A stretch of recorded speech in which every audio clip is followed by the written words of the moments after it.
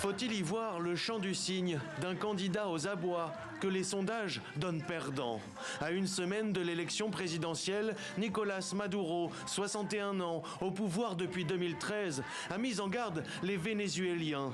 D'après lui, le pays risque un bain de sang s'il ne l'emportait pas le 28 juillet prochain. Le 28 juillet se décide le futur du Venezuela pour les 50 prochaines années. Deviendra-t-il un Venezuela de paix ou un Venezuela convulsé, violent et perclus de conflits? La paix ou la guerre? Un discours apocalyptique bien éloigné des considérations quotidiennes des Vénézuéliens éprouvés par une décennie de crise économique et l'hyperinflation. Même ici, dans l'état de Barinas, bastion du chavisme, le président sortant ne convainc plus comme avant. Nous savons que les représentants du gouvernement de Maduro viendront faire les promesses habituelles. Ils vont nous dire qu'ils construiront une maison après les élections. S'ils ne l'ont pas fait depuis qu'ils sont au pouvoir, alors quand ? L'opposition ici aussi a gagné du terrain. Et au début du mois, comme à peu près partout où elle passe, María Corina Machado a déplacé les foules.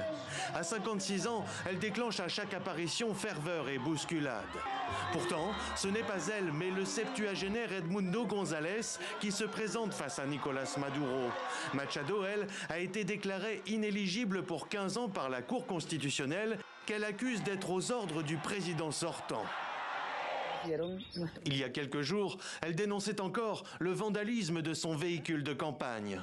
Rien pourtant qui ne semble pouvoir arrêter celle qui a su séduire par sa franchise et sa combativité.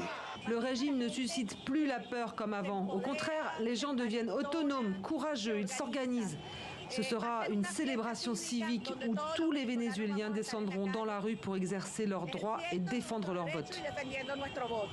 Conservatrice sur les questions sociales et libérale sur le plan économique, María Corina Machado promet sans cesse le changement. D'après elle, l'économie de marché ou encore la privatisation de l'entreprise publique pétrolière, principale source de revenus du pays, actuellement en grande difficulté, devrait permettre de faire revenir au pays les plus de 7 millions de Vénézuéliens qui, selon l'ONU, ont émigré à l'étranger en 10 ans.